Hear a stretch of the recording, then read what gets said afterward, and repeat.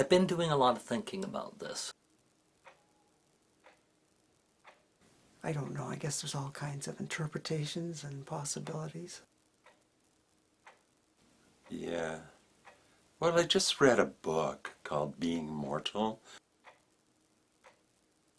I'm absolutely aware of my mortality. Embracing my mortality, which I always kind of thought was chasing the fear of death. But after reading this particular tome, I realized that facing my mortality allows me to live better because I really only have a short time. I'll be remembered by my children for a while. I want to be part of that, about that connection with the cycle of how one life moves on to the next life. No, it is this lifetime, this day, this moment. If I can practice being in that, the rest of it really doesn't matter. And we don't know anyway. It's evidence of that presence that is that I value. All that really matters is right now, here, today, nothing else. I'm good for oblivion. I want to be remembered as kind and generous.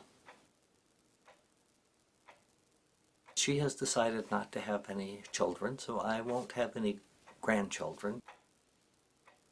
But by and large, I'm a biological essentialist. We just return to the earth and we're done with it. I'd like to be buried like in the ground without a casket and all that, so that the creatures could eat me and then I could be recycled. Now, if that's not possible, I wouldn't mind getting taxidermied and set up in the woods somewhere, perhaps with a little sensor, and so as people come by I could say, "Oh, hi, nice day."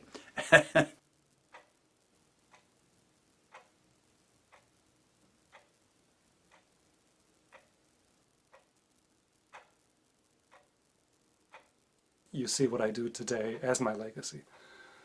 I just see what I do today as my life. I think in general, people who create something. If I think about history, I think what remains is art, music. Like, you know, Hansel and Gretel leaving little crumbs in the forest so somebody could find them. I want to be found. I want to be discovered. I want to be remembered in those ways that can enrich other people. This park is a legacy. It was donated to the city by Charlotte Nichols. Well, the property was donated to the city by Charlotte Nichols. And it was left as her legacy to this community. It was one of the richest families in town. They had the biggest old department store downtown in the 1800s. And she left this as a legacy to the people of Peterborough to be used for parks and no other purpose forever. And that's a legacy.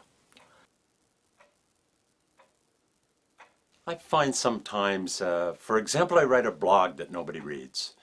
And I'm thinking that it really doesn't matter. Sometime in the future, there might be an idea that somebody comes across in that blog. It's not going to be a legacy. We won't have the technology to even read the blog soon. But I myself am part of a legacy of a drama teacher in Kalamazoo, Michigan. Bless her heart, Eleanor Baum, who introduced me to theater when I was in 6th grade. And I owe it to her that I became a drama teacher, because I kind of carried that seed in me all those years. Let's face it, I'm a very, very small, minute part of a large, unfolding process called humanity that unfolds and changes every moment. And so I'm, in a sense, not important at all. I'm just a very small speck in that. On the other hand, I am a critical part of that. Because there is this unfolding and changing and flow of humanity every moment. And I am here and I am part of that. But exactly what that is and how that works, I'm not sure. And we just have to now wait and see.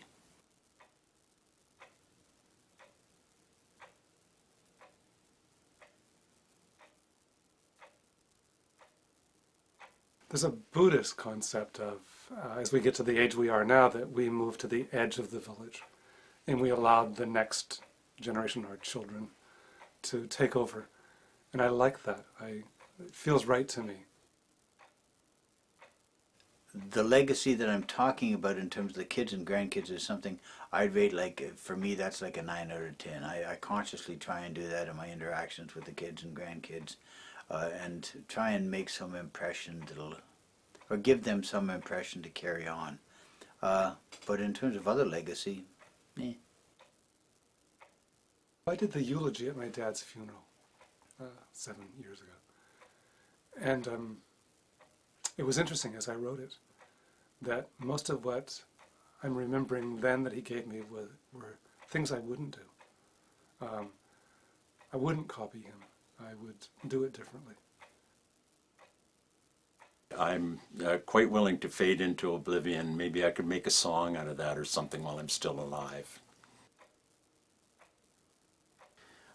On a scale of 1 to 10, I started out at about a 4.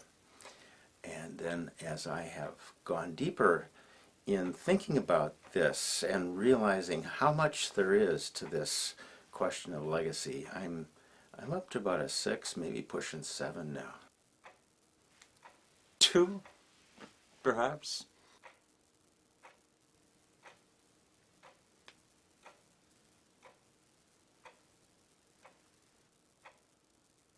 If you're a film artist and you're making movies, you leave a legacy of all these films behind that people can watch again and again. Live theater is entirely different, you know.